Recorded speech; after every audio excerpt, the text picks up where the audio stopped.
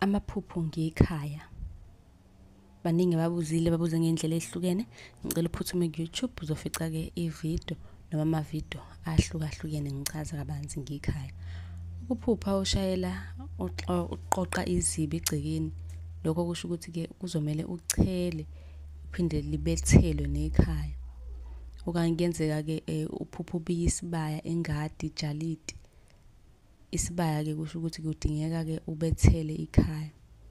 Kusho ukuthi khona kumele nikwenze ekhaya njengoba ubuyela